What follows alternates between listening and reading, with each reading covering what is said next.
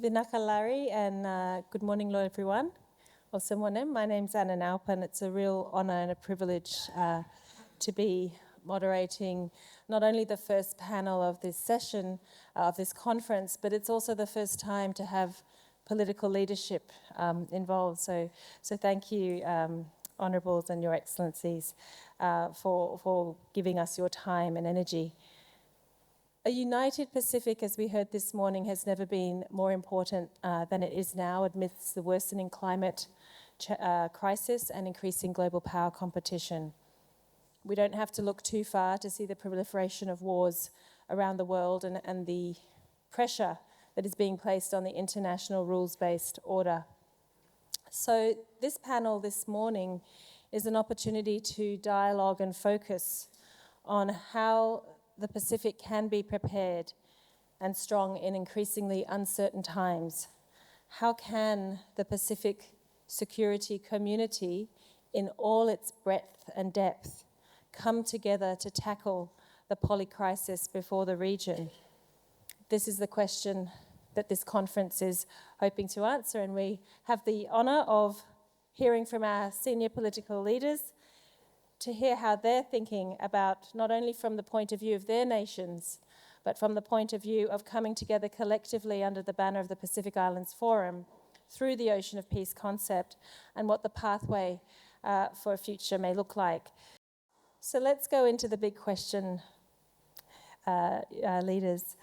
As senior Pacific leaders, and perhaps we'll start with the Prime Minister of Niue, how are you seeing the challenges and opportunities before your country and the region?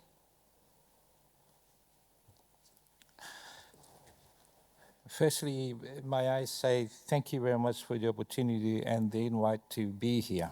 I know you did send out a set of questions, but being here and speak from the heart, I think that is what is more important for the understanding, because you'll have the perspective of understanding of myself as a leader for a small island with like less than 2,000 people in comparison to the others.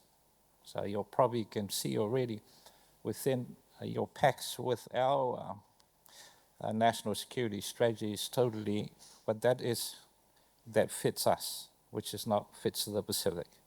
But hoping that from our side and from our perspective for a small island and one island only, that will help produce a framework that will help have a pathway forward, such as a roadmap, that can guide the whole of the region moving forward. So I thank you very much for the invitation. As for senior politicians, I'm not so sure about that. I think I'm probably one of the youngest of the leaders. And as for an expert, again, I'm not so sure about that. Maybe my fellow panelists, experts but no doubt that we will be contributing to the discussions and what we hear this morning. Well, look, I think we're in the peak of uncertainty within our region when we talk about security. And we all know, as I mentioned this morning, there's so many elements when you talk about security.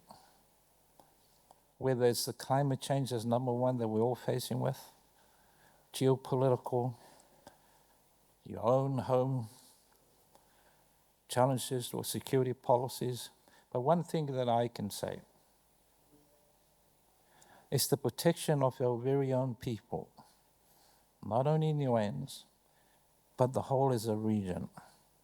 What are our collective decision in being together and being united to address these things? I think we're all very familiar with the challenges and what needs to be done. Perhaps we have been so humble in our own friendly manner, the Pacific is. That's the great part that we'll take to the world and show them what it's like. That is our number one peace and harmony that we can show the world, that we can live together That is where peace is. Not in wars like what they've been doing, not in conflict.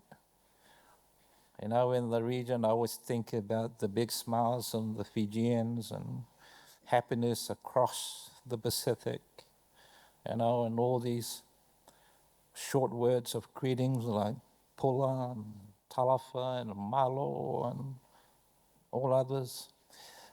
Sadly, Niue is still working on ours. Whakalawhalahi is too long. So we got to break that down to be like the others. So let's put our heads together. Let's get together and face the reality that is right in front of our faces right now. I thank you all those that's been out to climate change meetings such as the COP and so forth for advocating so dearly for the Pacific region. Niue is not immune to the bad weather as we experienced Category 5 in 2004, and we're still recovering from that. The pandemic, COVID, that doesn't help because we rely heavily on donor funding for our survival. So there is that difference, and the challenges that we face as for a small standalone island in the big blue ocean. And you've probably all heard about what we do and how we care about the integrity of the ocean space and the environment. So what we embarked on in ensuring that we protect the ocean 100% managed and 40% as a no-take zone, and all others that you're already aware of. And this is part of our contribution also to the integrity of the planet. A healthy planet will bring healthy people, and people will live together. That's when you'll see the peace and harmony, when everyone is happy. The opportunities we're talking about is opportunities that we come together.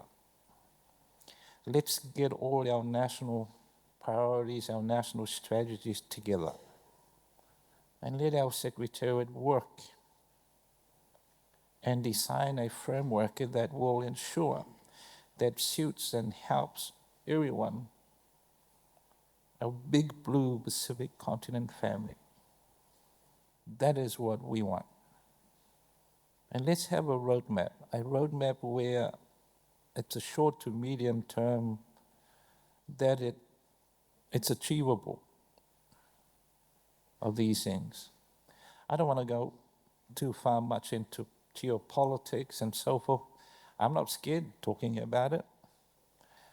What we're doing here is we come together to draw on what we need to do to protect our family collectively within our region. I've always said in the forums and so forth, and out wide in media, that the Pacific should always take the lead, and that lead is by an example. Live in peace and harmony as a united family. And that is what it's required from us, and that is what it can be part of the discussions or build on something that would enable a framework, a robust framework that leads us into the future. Thank you. Thank you, Prime Minister. And perhaps we'll go to the largest country in the region, in Papua New Guinea. How are you seeing the challenges and opportunities in your country and the region?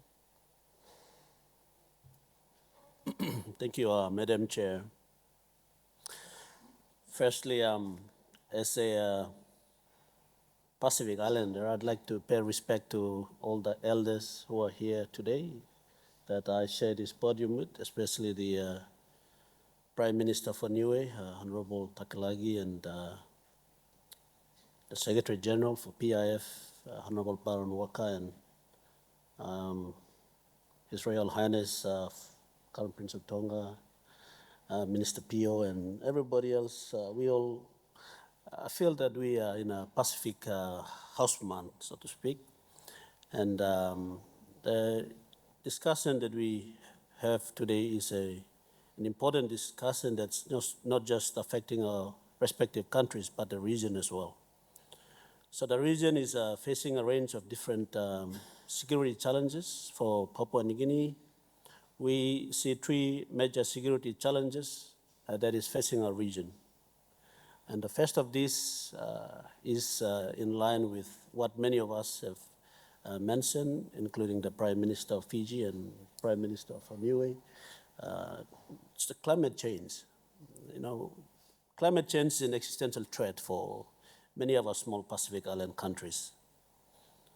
And for us, we see it from a security standpoint, and we believe that climate change is one of the major security challenges in the region.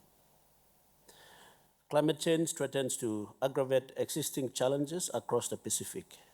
This will include, but is not limited to, basic needs such as access to food. So food security is also important, shelter, healthcare, education, and resource scarcity, potentially leading to millions of deaths. Climate change will also create new security challenges as climate migration, reduction in agriculture, and access to fish and maritime resources. PNG is qualified to talk about the risk of climate change because we have the first climate refugees in Papua New Guinea. We've heard about the plight of the islanders from the Katrak Island in the autonomous region of Bougainville. So the impact of climate change can be already felt within PNG. And climate change is causing an increase in the severity and frequency of natural disasters. And we've seen that over the years. Due to its geographic location, PNG is prone to many natural disasters, including cyclones, droughts, earthquakes, floods, landslides, tsunamis, and volcanic eruptions. PNG is already experiencing an increase in the frequency and severity of climate-induced disasters, and in our experience, this has happened simultaneously, and it has challenged many of our internal emergency response mechanisms. Over the years, we have had these experiences, and I would like to also thank our partners for their timely response in our times of need. And this is an indication of your commitment in the Pacific region. Let me also stress here that this is not just an environmental issue, but a serious security concern, as displacement and resource scarcity can fuel instability. The second main issue that we see is the issue of illegal, unreported, and unregulated fishing, or IUU, as we know.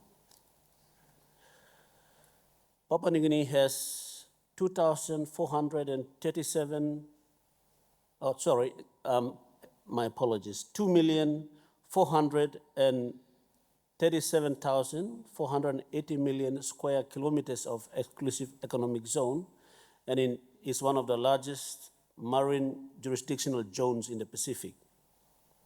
Maintaining a security presence across this maritime border presents a significant security challenge for the country. Given its size and geography, there is limited capacity to sufficiently patrol and monitor its EEZ. There are numerous security challenges that require constant monitoring.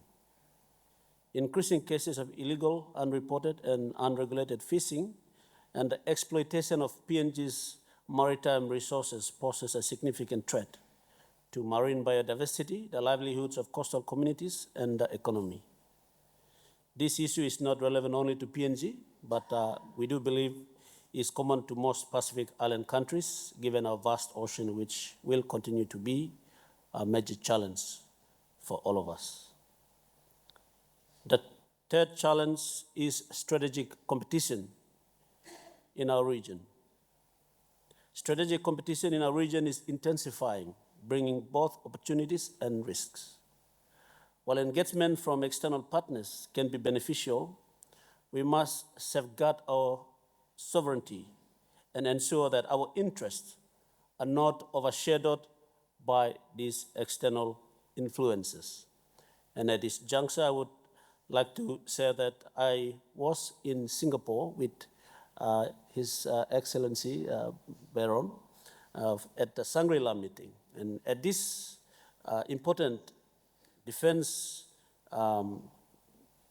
ministers meeting, the secretary of the defense of the US did his presentation, and he did make some significant remarks in his speech, which I thought was significant to our region. And the first one was he talked about US first, but not alone. And the second point was peace through strength. And he encouraged everybody, its partners and everybody in the region, to increase their defense spending. And he did also mention that the US will focus in the Indo-Pacific.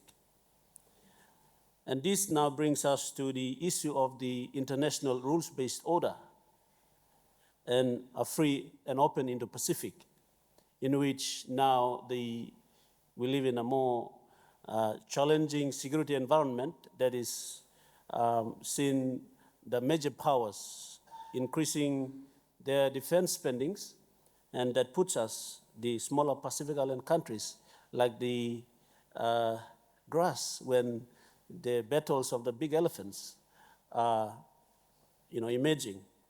So that gives us also the opportunities that arises as small Pacific Island countries. And these security challenges are complex and transcends international borders. And like I said, there are opportunities for us Pacific leaders. In response to these challenges, there is an opportunity for us to lead with Pacific values, to build resilient communities, to forge security arrangements rooted in our culture, and to strengthen partnerships with like-minded nations. And from Papua New Guinea, you've heard that we have signed a DCA with the US, and we are now at the verge of signing a defense-to-defense treaty with Australia.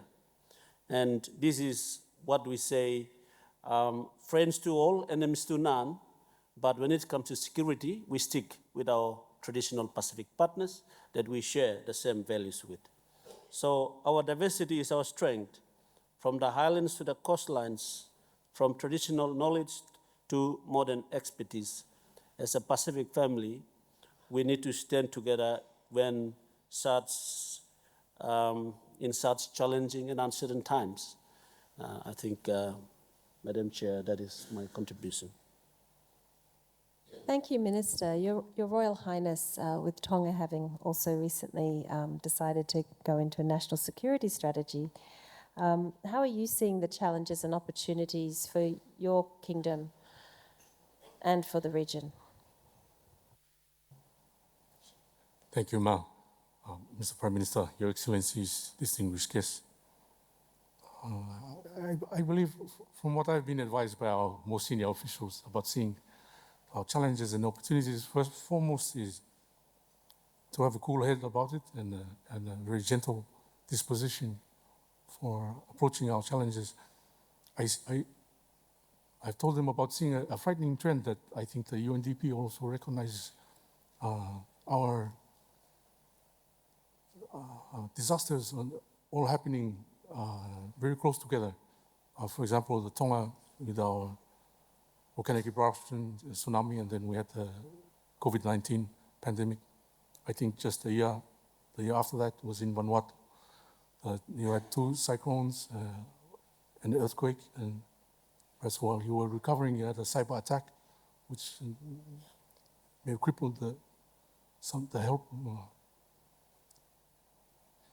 So seeing these things, as I believe the same as the Prime Minister of Niue, it's an opportunity for us to work together. I think from our experience, we are trying to follow a recommendation by an auditor's report on our response to COVID-19. I think similarly, our national security strategy is designed also to to provide a better response, working closer together. We found, of course, having little resources and equipment, or our ability to work together complements these. And I think we just mirror the same way to how we feel about regionalism. And during our crisis, which I must thank each of your countries that came to help us during our volcanic eruption and tsunami. I think that that defines how much we value our regionalism, which we cannot provide a good service or proper response just on our own. Thank you. Aloha Pito. And as we continue to set the scene across the 5 countries that are here and are gracefully represented by the leaders, we're going to go to the Solomon Islands to get the perspective from the Solomon Islands via Minister Angovaka around the Solomon Islands perspective on the challenges and opportunities for the region as well as for your country. Thank you, Minister. Madam Moderator, thank you very much for this opportunity. Before I start, may I acknowledge the landowners of this place. We are fortunate to be here on the land that is owned by the tribe from Fiji. We acknowledge that. Firstly, may I start by perhaps reminding us all of the 2050 strategy for the Blue Pacific continent, in which our leaders came up with a theme. As Pacific leaders, our vision is for a resilient Pacific region of peace, harmony, security, social inclusion, prosperity, that ensures all Pacific people can lead free, healthy, and productive lives. Insofar as challenges are concerned, Solomon Islands views the region's security outlook as marked by intersecting risks: climate change-induced displacement, resource competition, transnational crime, strategic positioning competition by global powers. These complex challenges transcend traditional boundaries and require integrated regional response. Other challenges that we have is preserving our unity of culturally diverse population, of which we speak more than 70 plus languages. It remains a challenge. We are a growing nation with a vast population of youths and a growing, one of the highest birth rates in the Pacific. We're going through our state building, our peace building. These are our challenges that we're going through, and our government is making sure that we can mitigate these challenges. One of the important things is unity, ensuring that our country of diverse cultures and customs are united, and hence our government of national unity and transformation. Secondly, is addressing uneven economic development across our 9 provinces and managing our EEZ for a shared maritime border with 5 countries, including France, a NATO and EU partner. Thirdly, as I said earlier, a growing population of 2.3% per annum and managing more than 20,000 youths is indeed a challenge for our country. The other challenge is the speed of urban drift into Honiara, the economic hub of our country. These are impacts on growth not only on the informal sector, but also on the formal sector. For us in the region, collectively the region faces some daunting security challenges. Challenges of cybercrime, climate change, all that we heard about, economic security, social security. And the Pacific is one of the poorest. Its location makes it a crucial shipping route. The Pacific has a vast exclusive economic zone with valuable resources such as fisheries that we just heard from Papua New Guinea, seabed minerals, resources that have drawn increasing interest from global powers.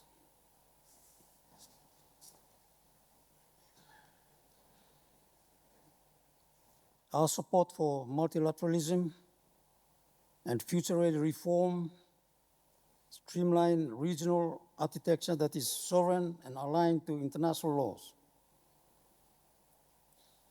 The opportunity to have a political security led by a ministerial meeting that collectively brings together more than 20 security bodies. These are the challenges that we have, and these are the opportunities that we have. Thank you. Thank you, Minister. And to complete the setting of our scene around challenges and opportunities, I invite Minister Tikon Duandua, who we greatly appreciate for being here as Parliament is sitting. So thank you, sir, for your time. And over to you. Thank you, Puliwanaka to you all. Let me say it's a great privilege for me to be joining this most esteemed panel here today. A good friend of mine, leaders from across the Pacific, and also to join the Pacific at large who are here today in this very important forum. I'll try not to it seems that the Prime Minister, after he left a very big shoes to fill. And I'm trying to look for things to say. He spoke for quite a long time, and I'm trying to be try to be relevant sitting up here today. Just for the topic that we have been given initially to discuss, talking to the challenges and some of the opportunities for our own different countries in our region. And because we share the Pacifica, so all our issues are similar. So I'm listening to the Honourable Prime Minister and all of my friends here today, sharing the challenges that they face. And I have the same list here also. I have no intention of repeating those, except that perhaps maybe talk about a little bit about Fiji's experience on opportunities to try and address these prevailing issues that become more complex by the day. And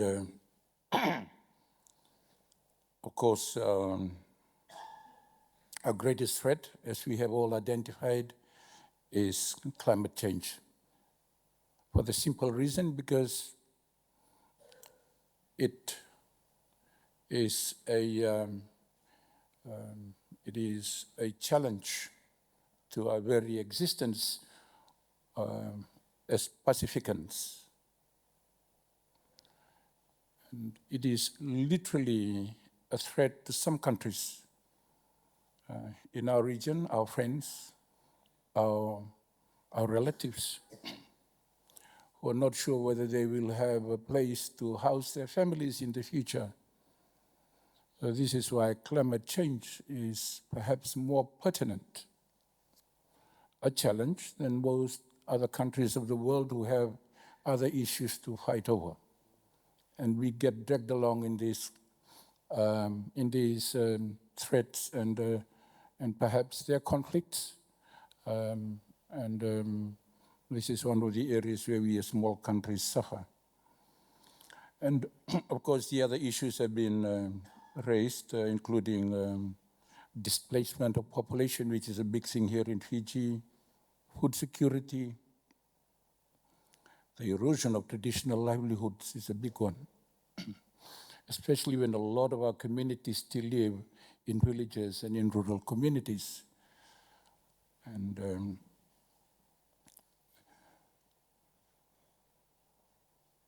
speaking of also geopolitical competition, cyber vulnerabilities, transnational crimes, some of the issues that have been raised commonly throughout the Pacific.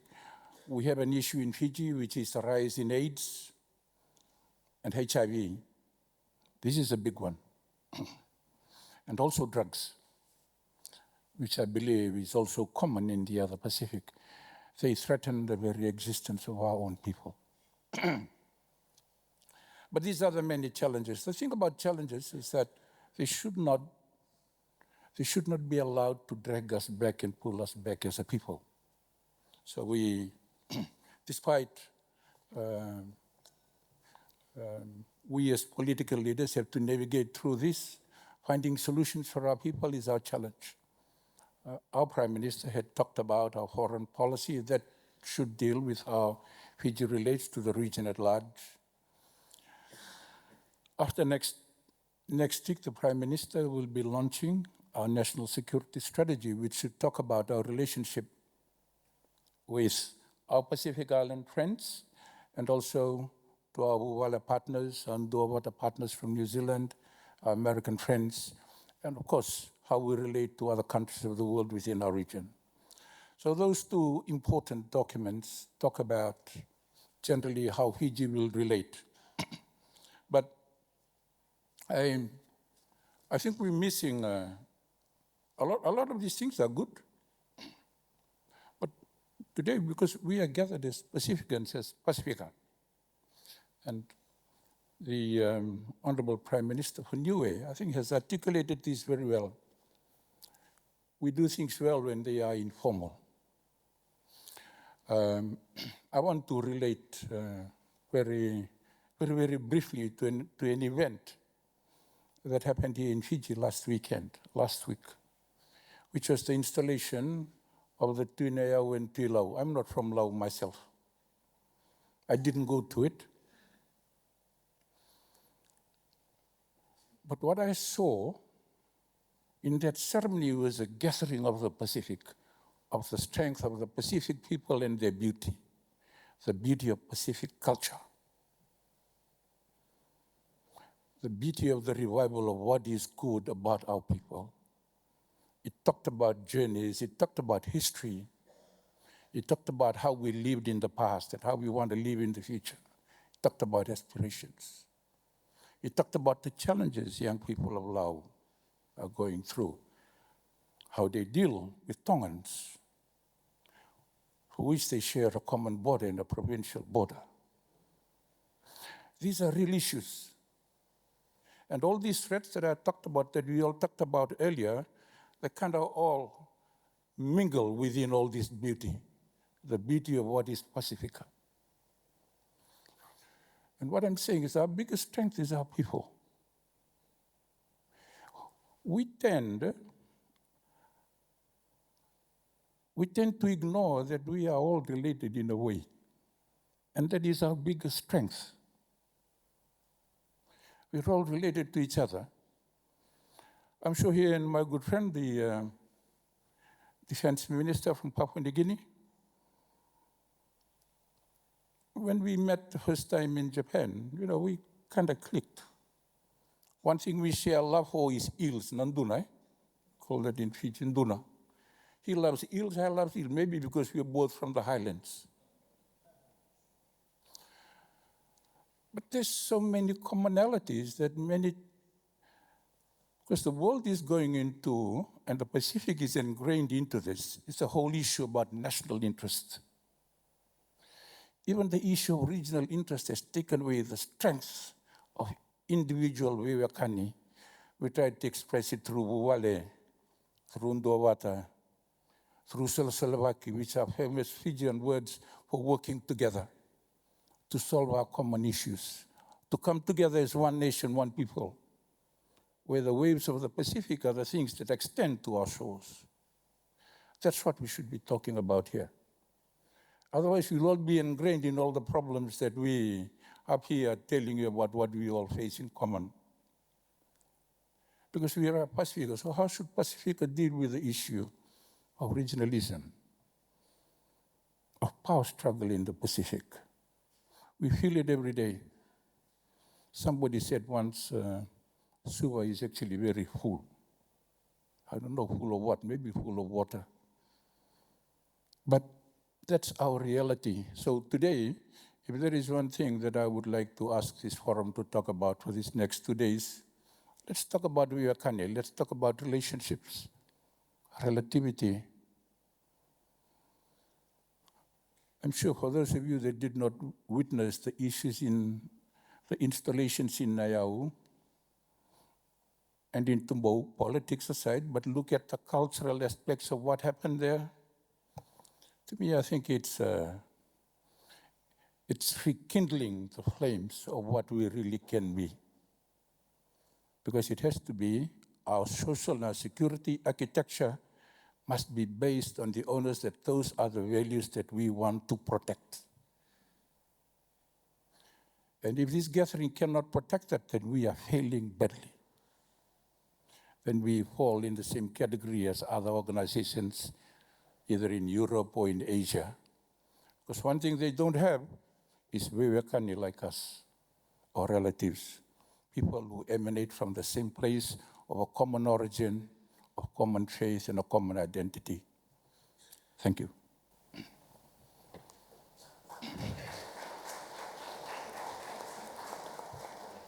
Vinaka, Honourable Minister, and I think it's a really important point that has been raised, and we're going to move to a more conversational part of the panel now that we have had the scene so wonderfully set by our esteemed leaders here. But this idea of drawing from what exists within our own societies and our own peoples and in our capabilities, whilst facing the immensity of challenges ahead. And I should point out at this point, if you have not already seen on the walls on the side, there is a wonderful graphic artist, Jessamy, who is helping capture key points from the discussion as it goes to help aid our thinking. But in terms of drawing from what we do have and what is strong from our histories and our cultures and our people, whilst also facing what lies ahead and what we're dealing with in the immediate now. I'd be interested to hear from yourself, Minister Angovaka, from Solomon's perspective. How are you prioritising? How do you work through prioritising the scale of challenges that your country has to work with and deal with, particularly right now, whilst also looking far ahead into the future? How are you balancing or reconciling the multi-track of responses that is required? Thank you, Madam Moderator. Security, first of all, is in Solomon Islands, is defined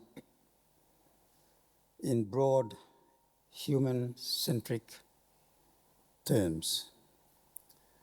We have a national security strategy 2020, and this year we have reviewed that and we adopted the national security strategy 2025-2028.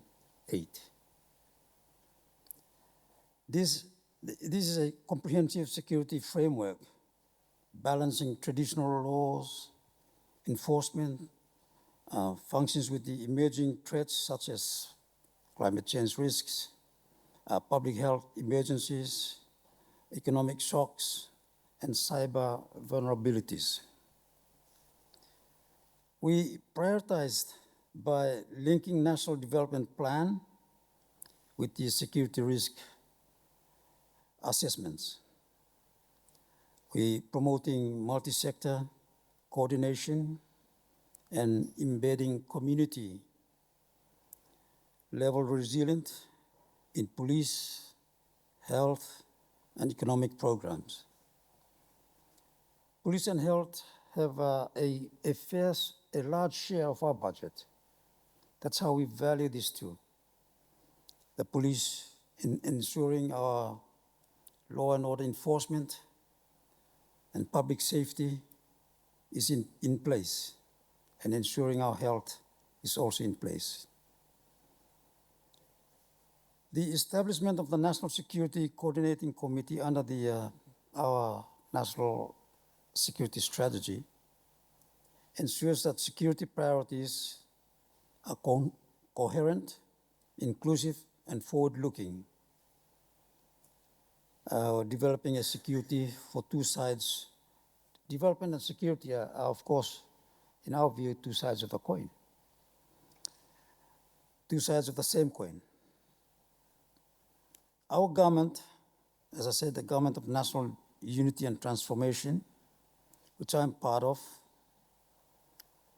have 4 interconnected people-centered pillars: economic reform, national unity and transformative infrastructure development, with special focuses on our human resources, our youth, our young population. I'd like to give an example of how I, as one of the senior leaders in government in my constituency. In my constituency, I have up to about 30,000 people, bigger than the population of Niue and the other small countries in the Pacific. Inside the constituency, I make sure that our airport, the international airport for Honiara, which is in my constituency, is running for the good of the country. So what we did was we reconciled with the tribe that owned the place to ensure that the airport is not disturbed by any means. And as their leader, I did that. We have also one of the economic growth, the gold-rich mining, the only gold-rich mining company in the country. It's up in my constituency. I make sure that we have a agreement to ensure the work environment and people benefit out of this. Also in my constituency, we have the large Tina Hydro. This will be a big Tina Hydro funded under the World Bank, and which I ensure that to help with the economy. We have the highest electricity in the country, electricity charges in the country. And with this Tina Hydro, we'll be able to reduce that the tariffs on electricity. Besides that, we also have the agriculture sector, the oil palm, the cocoa. So these are, having this in my constituency demonstrate to the unity that we have, and we share this with the rest of the country. I've been in different portfolios, police portfolio, the Ministry of Commerce, Communication and Aviation, and I've seen the bedding of our cities twice, the ethnic tension that goes on, the ethnic conflict. And these are things that makes us more willing to develop our country, make it more peaceful, build our state. We are growing our police force. We don't have an army. our number of police are small. So we are working on building that capacity and that human resources. As a Minister of Foreign Affairs, I would like to see our region keep away from the wars and the rumbles of wars that's going on around the world in Eastern Europe and the Middle East, in Africa, making sure that power politics and geopolitics does not interfere with our peaceful islands.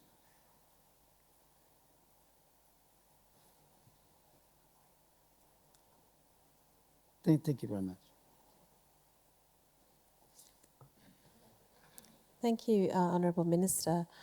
And I think there's been a number of questions raised, and with the indulgence of the panel, I sort of want to weave a couple of the questions that I've given them in advance, because they're all coming through in a really beautiful way.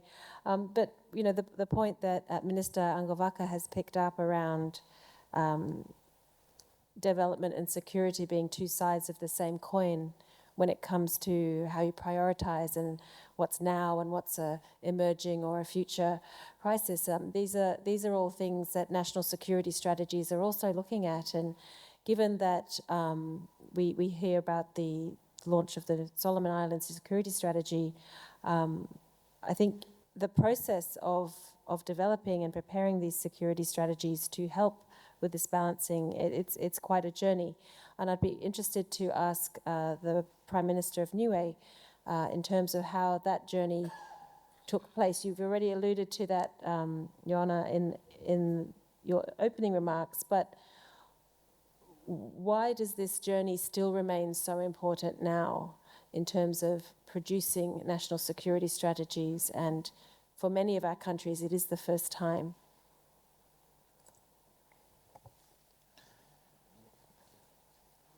As we embark on this journey, I think there's still a needs to be understood from the different family situation within the region. Now I'm talking about different countries. As I mentioned earlier this morning, anyways, I should probably read through it. Strategies. It was designed for Niue, but certainly no doubt will help with others as well. I think the commonality there, it's in there. And this sits right underneath our national strategic plan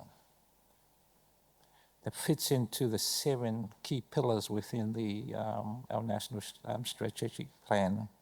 And 3 of these ones that ties very much into our national security.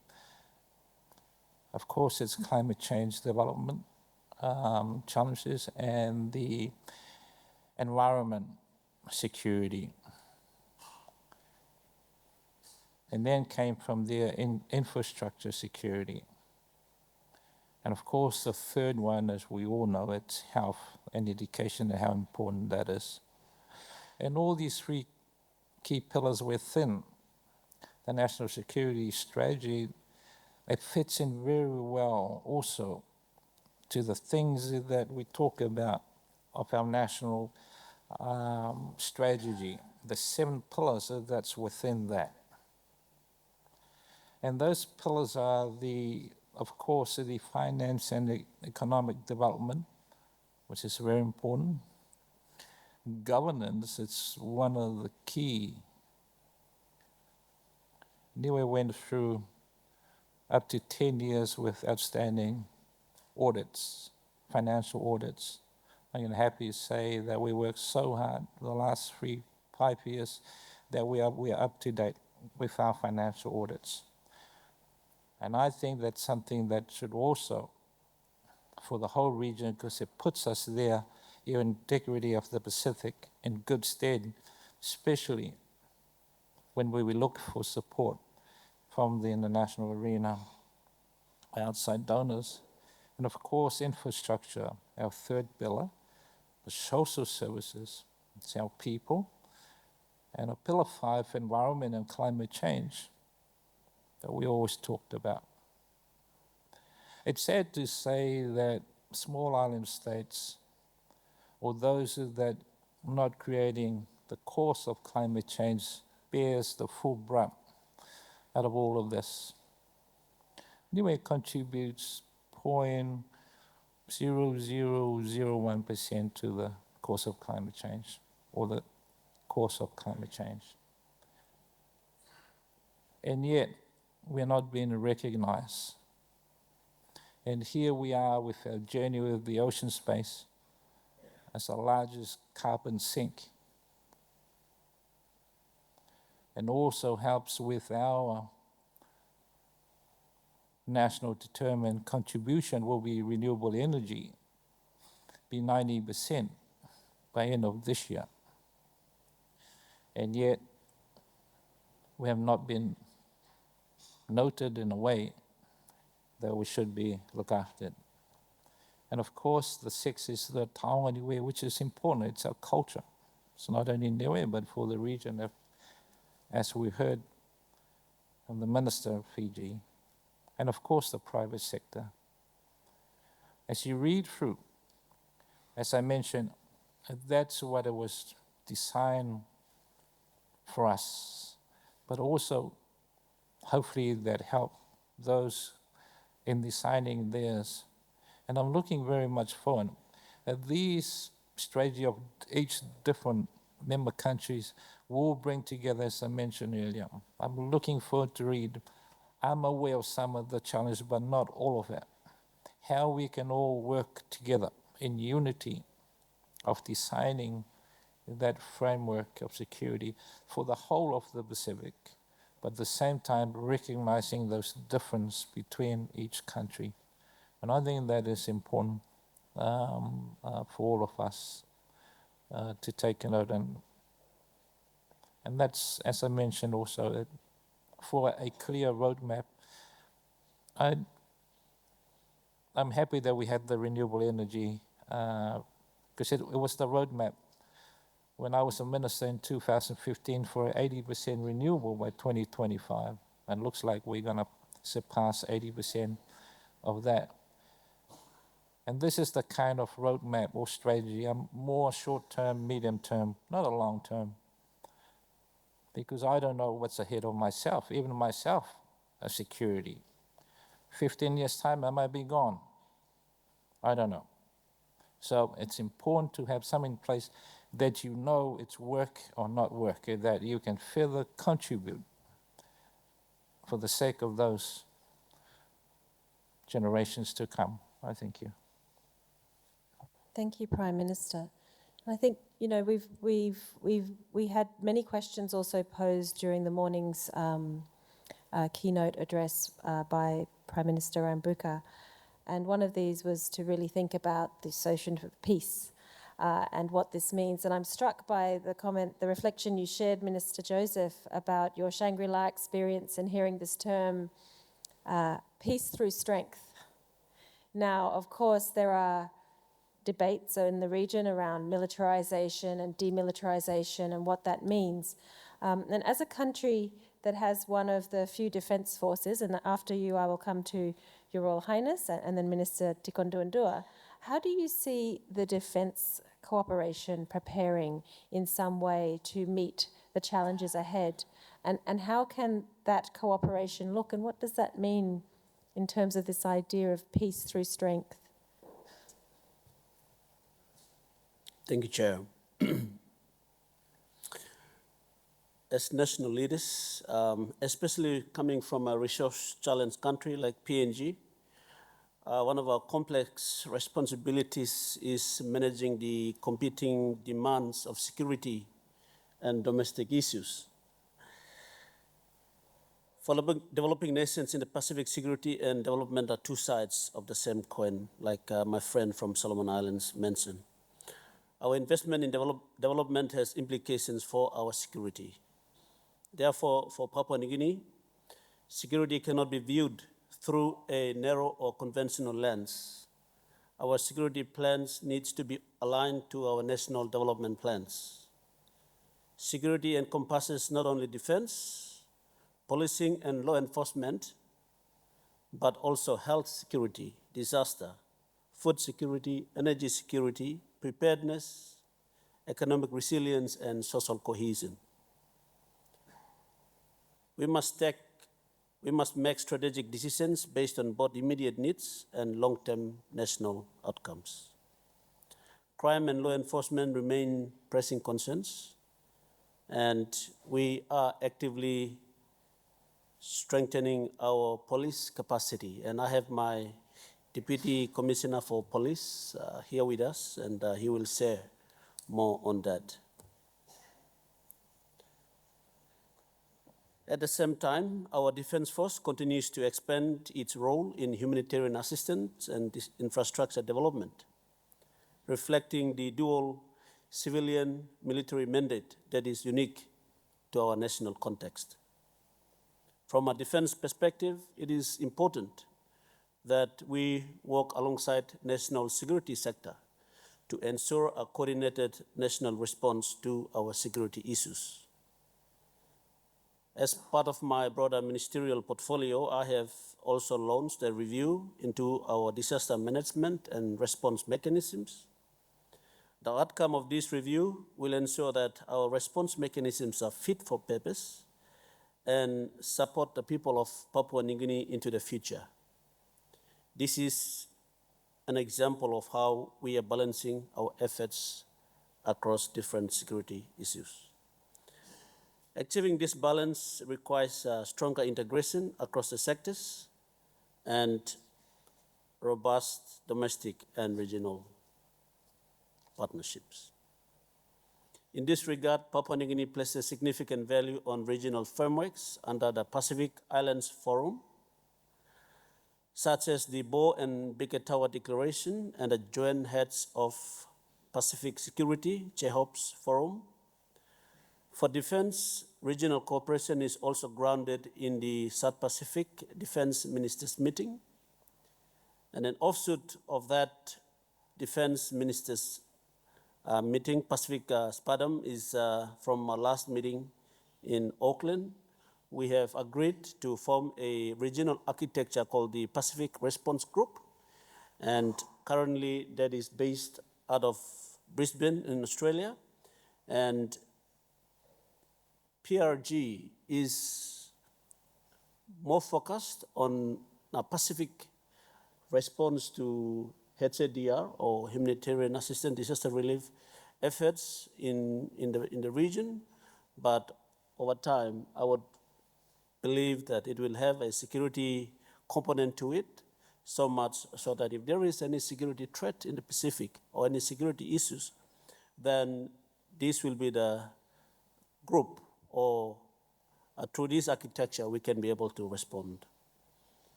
These platforms enable deeper collaboration, knowledge sharing, and alignment of security efforts across the Pacific. Through them, we strengthen collective preparedness and advance set goals of peace, stability, and resilience in the region. Thank you. Thank you, Minister. Your Royal Highness, if I could add on to the question, having heard from Minister Joseph there, but in terms of not only thinking about the Kingdom of Tonga's own defence forces and the way that this is approached through your national security strategy, but also as current forum chair, how you see this aspect contributing to an Ocean of Peace concept, and what are some ways forward that the Kingdom of Tonga sees in terms of an ocean of peace, but also coming from it as a country with one of the few defence forces in the region. Thank you, ma'am. I think understanding our own job, what to do, is very important. So I think in wording it as an ocean of peace is I think a very important part for us to understand. So it's not, if you say security, we might be thinking about the human security, climate change. But if you say peace, we understand what you mean. But also, I think we need to explore more what is our definition of peace. What kind of peace do we want? We may have different feelings, whether it's just the absence of conflict or it's the presence of having a human security or a presence of having a regional arbitration system or such a thing. But I think our role as in defense in part of our larger country, I think our security role is to secure our future. And I think on our development side, it's for them to secure a better future for our children than us. So I think it's just one thing woven together. It's not. But how we see our future, I think from defense, their policy is just deterrence. It's not like other defense forces in the world where they have a destroy or defend or something. Ours is just deterrence. So our whole emphasis is we believe only our good leadership is one. So we have New Zealand built us a leadership center. Our second one is a good education and training, having smart people. And thirdly, our interoperability or how well we are able to work with our neighbors and our partners. I think this is the only way we can deter unfavorable situations. And also, as our defense forces keep reminding me, having good leadership and education is a free to implement, so sustainable for free.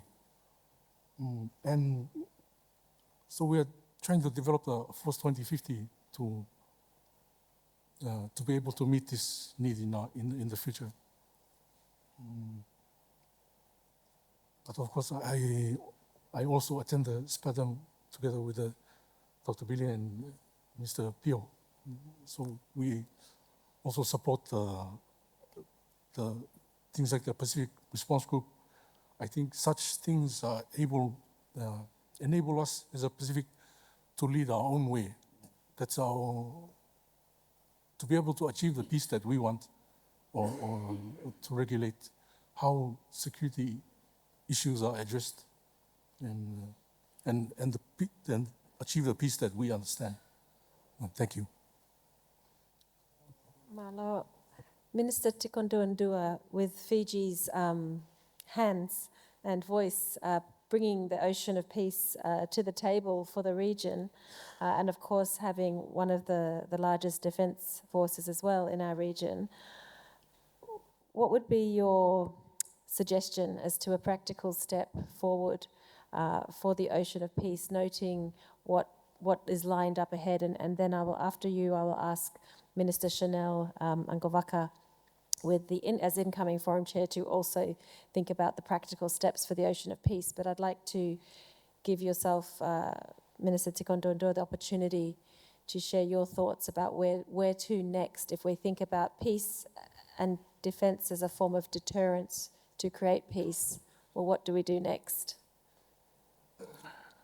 I think defining peace in the ocean of peace concept as articulated by the Prime Minister, if we narrow that down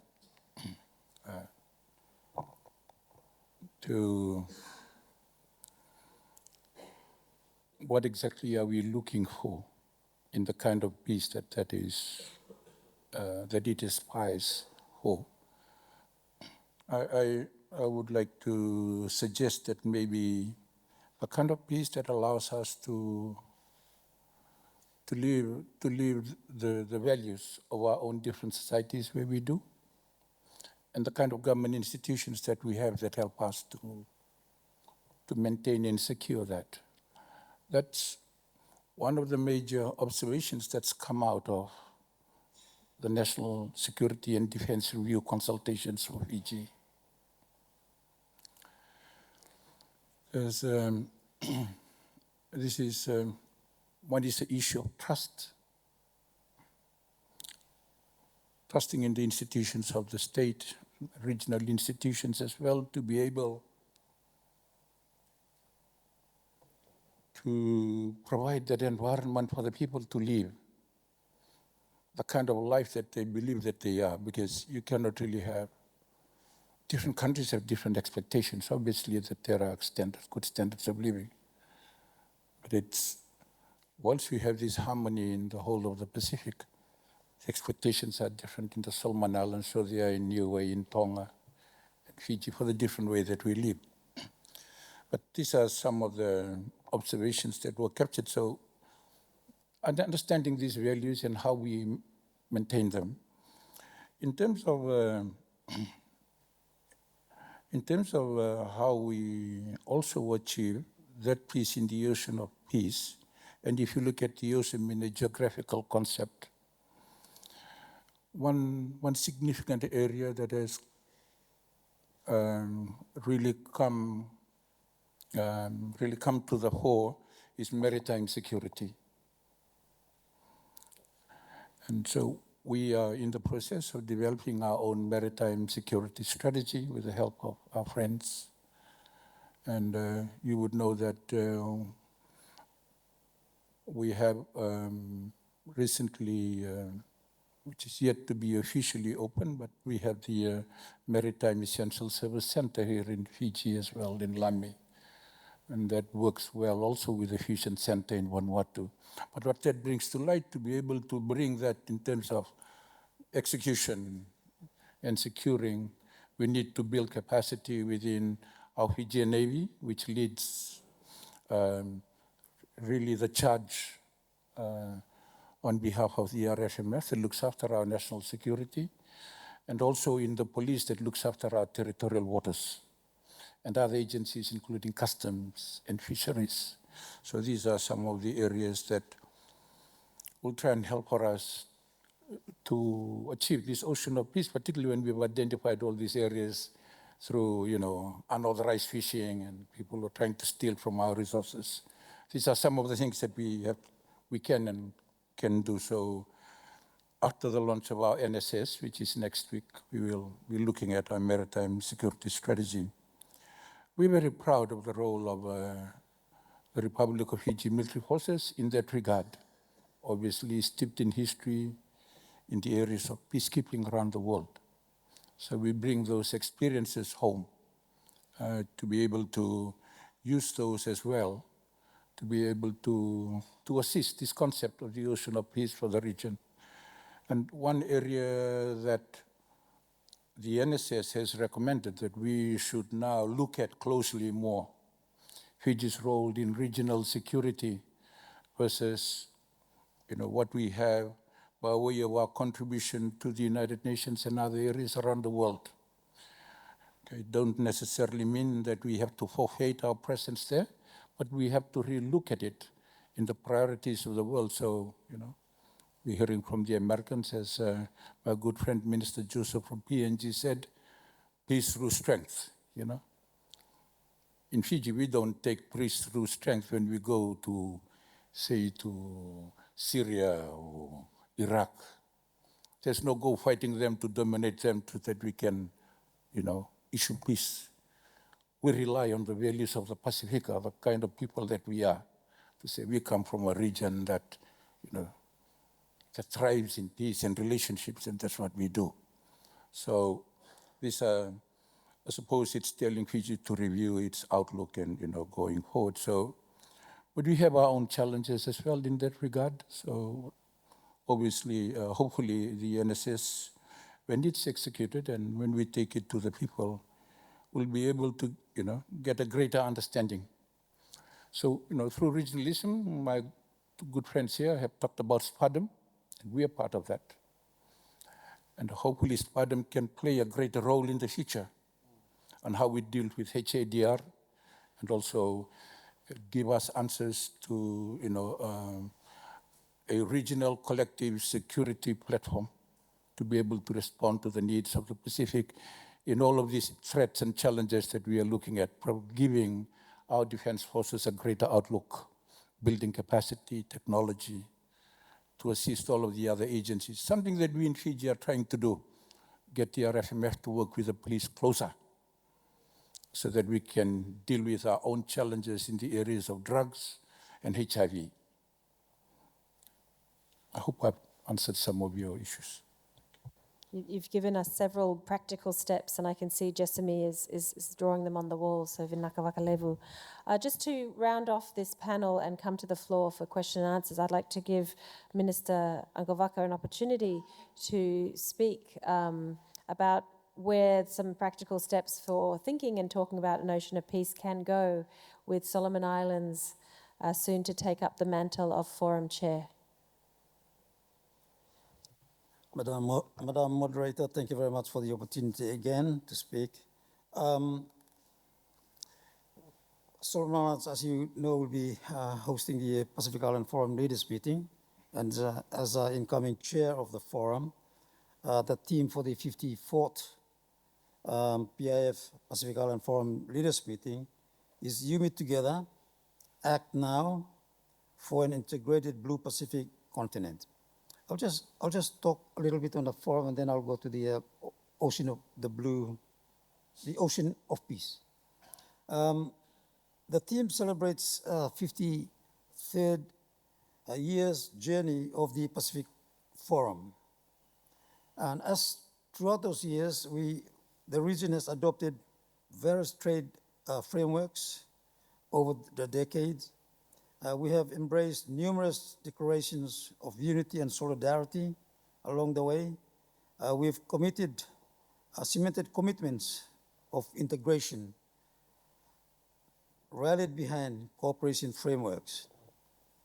Today, it's now time, and we call for a shift from strategy to implementation. Enough talking, let us implement. So it calls on the 54th Pacific Leaders Summit to deliberate on prosperity, allow for free trade to grow deeper in the blue continent. Let us walk the talk negotiation. Regionalism, make free movements of people within our region and reality. The success of the leaders meeting, upcoming leaders meeting, will not be measured by words, but by actions to address challenges and opportunities. On the ocean of peace, we look forward to the document that will be presented to the leaders. The ocean of peace is like a beacon of light. You know, when you travel along the coast, there's always this beacon. It tells you where is the good place to travel, and it tells you where the reefs are so that you do not crash. So it is important for us to see the ocean of peace made up of principles that will guide our relationships and allow us collectively to navigate the challenging international system. The ocean of peace must be guided by principles and provisions of the United Nations Charter, and regional cooperation is guided by legal framework. It is important for us to develop partners that are signatories to the Rarotonga Agreement, the UNCLOS. Partners of region must be peace-loving and not engage in any form of conflict. I said earlier that we do not have an army. The reason is that we do not have an enemy. And that is for us, Solomon Islands, we would like to keep it that way. So the Pacific, respect for Pacific as a zone of peace by all partners. Region free of external militarization, alliances, and external influence. Refrain from the threat of use of force, aggression, sanctions, unilateral actions within the region. It's a region of peace and neutrality. Also, we would like to see the ocean of peace supporting the vulnerability of small island developing states and keeping us nuclear free. Madam Chair, this is the beacon of light that I'm speaking of. Thank you very much. Thank you, Tomas.